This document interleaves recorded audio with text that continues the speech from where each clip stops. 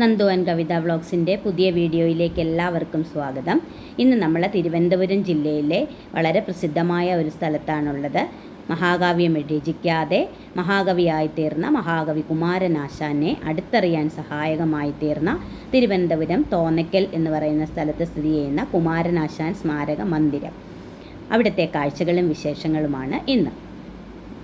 അപ്പോൾ നമ്മളങ്ങോട്ട് കയറി ചെല്ലുന്ന ആദ്യം ഒരു കവാടമുണ്ട്. ആ കവാടത്തിനെ സ്വാതന്ത്ര്യ കവാടം എന്നാണ് അറിയപ്പെടുന്നത്.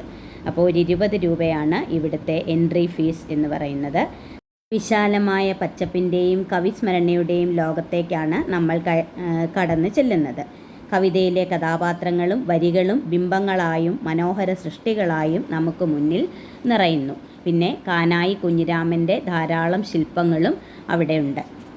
മലയാള സാഹിത്യത്തെയും കവിതയെയും സഞ്ചാരത്തെയും ഒരുപോലെ ഇഷ്ടപ്പെടുന്നവർക്ക് ഹൃദയം നിറയ്ക്കുന്ന മനോഹരമായ കാഴ്ചകളാണ് ഇവിടെ നമുക്ക് കാണാൻ കഴിയുന്നത്. അപ്പം നമ്മൾ അകത്തേക്ക് കയറി ചെന്ന് അങ്ങോട്ട് ഈ വരിയിലൂടെ നടന്ന് നമുക്ക് നീങ്ങുമ്പോൾ തന്നെ അദ്ദേഹത്തിൻ്റെ വലിയ ഒരു പ്രതിമ അവിടെ ഉണ്ട്. കണ്ടോ, ഇതാണ് മഹാകവി കുമാരനാശാൻ്റെ ഒരു പ്രതിമ അവിടെ ഉണ്ട്. അതിൻ്റെ പുറകിലായി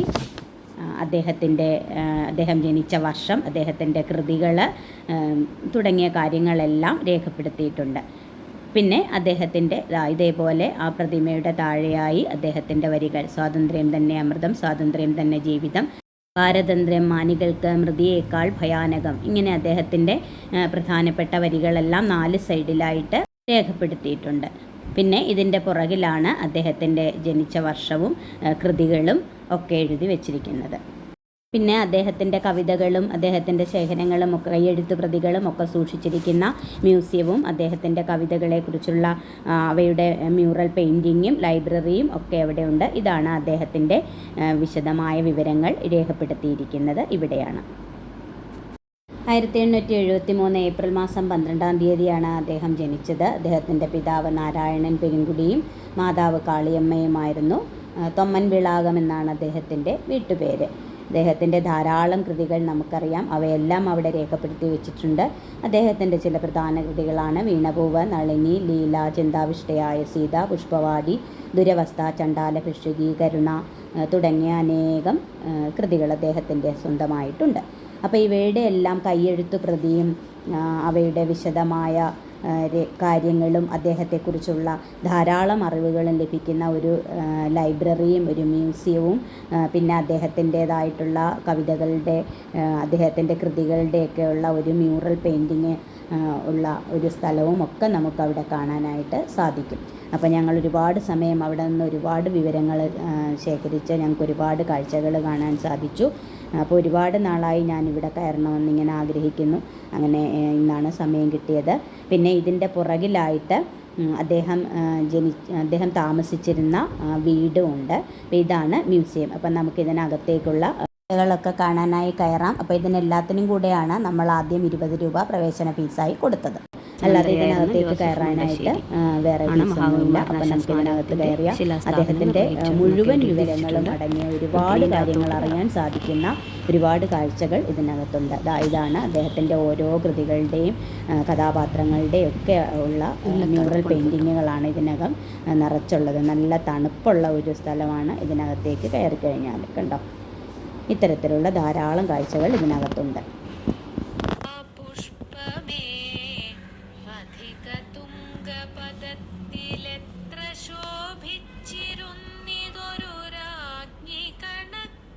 ഇതൊക്കെ എൻ്റെ ബുക്കുകളാണ്. അദ്ദേഹത്തിൻ്റെ ബുക്കുകൾ ഇവിടെ എല്ലാം പൊതിഞ്ഞ് വെച്ചേക്കാണ്. വൃത്തിയായിട്ട് സൂക്ഷിച്ചിരിക്കുന്നില്ലേ. അദ്ദേഹത്തിൻ്റെ കയ്യെഴുത്ത് പ്രതികൾ ഇതൊക്കെ അദ്ദേഹം എഴുതിയതാണോ? വായിക്കണം വയ്യ.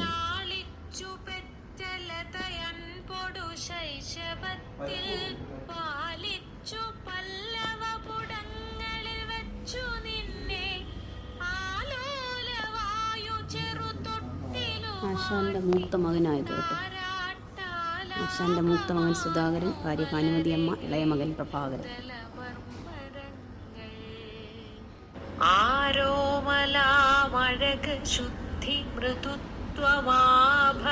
മഹാകവി കുമാരനാശാന് 1922 വെയിൽസ് രാജകുമാരിൽ നിന്ന് സമ്മാനം കിട്ടിയ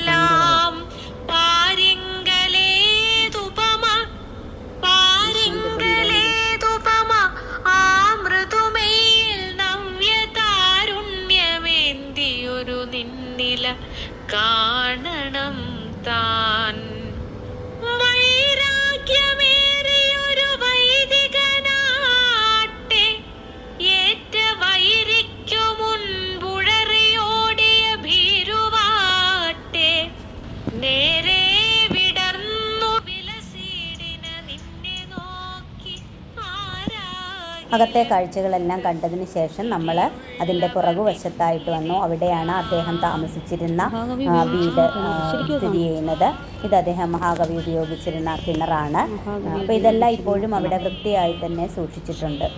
അതിൻ്റെ പുറകിലുള്ള ഇതാണ് അദ്ദേഹം താമസിച്ചിരുന്ന കുടിൽ. അദ്ദേഹം എഴുതുന്ന സമയത്ത് അദ്ദേഹം ഉപയോഗിച്ചിരുന്ന കുടിലാണ് ഇത്. ഇതിനെ ചാവടിപ്പുര എന്നാണ് അറിയപ്പെടുന്നത്. ഇതിൻ്റെ അടുത്തും അദ്ദേഹത്തിൻ്റെ ധാരാളം കൃതികൾ, കവിതകളൊക്കെ സൂക്ഷിച്ചിട്ടുള്ള ഒരു ലൈബ്രറി ഉണ്ട്.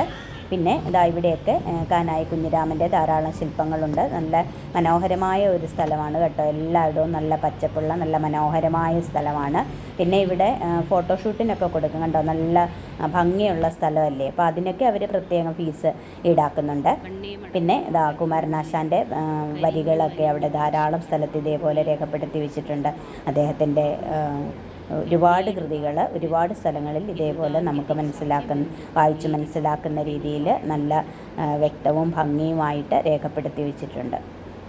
അപ്പോൾ അങ്ങനെ മനോഹരമായ കാഴ്ചകളും ഒരുപാട് അറിവുകളും ഒക്കെ ആയിട്ട് ഞങ്ങൾ ഒരുപാട് നേരം അതിനകത്ത് നിന്ന് എല്ലാ കാര്യങ്ങളും മനസ്സിലാക്കി. ഒരു തിരക്കും ഇല്ലായിരുന്നു കേട്ടോ. കാര്യം ഞങ്ങളൊരു വർക്കിംഗ് ഡേയിലാണ് പോയത്. അവിടെ കുറേ കുട്ടികൾ അവിടെ ഇരുന്ന് പിന്നെ പടം വരയ്ക്കുന്നുണ്ടായിരുന്നു. എനിക്ക് തോന്നുന്നു അവിടെ എന്തോ ഡ്രോയിങ് മത്സരമോ അതേപോലെ എന്തോ നടക്കുമായിരുന്നു ഞങ്ങൾ ചെന്നപ്പോൾ. കണ്ടോ, അവിടെ എഴുതി വെച്ചിട്ടുണ്ട് കേട്ടോ. ഒരുപാട് കല്യാണ ആവശ്യങ്ങൾക്കൊക്കെയുള്ള ഫോട്ടോഷൂട്ടും ഒക്കെ അവിടെ എടുക്കുന്നുണ്ട്. നല്ല ഭംഗിയുള്ള സ്ഥലങ്ങളല്ലേ.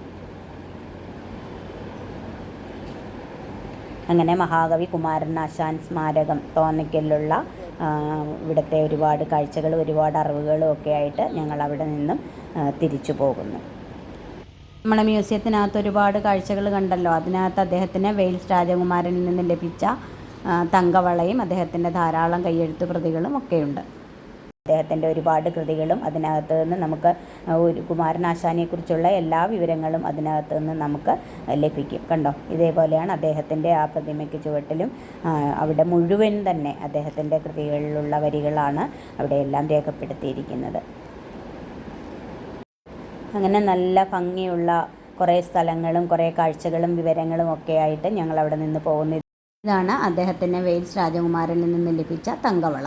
അതെല്ലാം ഇപ്പോഴും വൃത്തിയായി അവിടെ സൂക്ഷിച്ചിരിക്കുന്നു.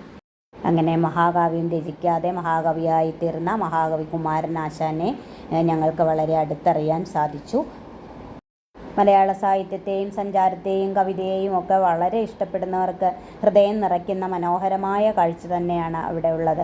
എനിക്കാണെങ്കിൽ ഈ കവിതകൾ എന്ന് പറഞ്ഞാൽ ഏറ്റവും ഇഷ്ടമുള്ള ഒരു കാര്യം തന്നെയാണ്. അങ്ങനെ ഞാൻ വളരെ സന്തോഷത്തോടുകൂടി നിറഞ്ഞ മനസ്സോടുകൂടി നല്ല ധാരാളം അറിവുകളുമായിട്ടാണ് അവിടെ നിന്ന് ഞങ്ങൾ മടങ്ങിയത്.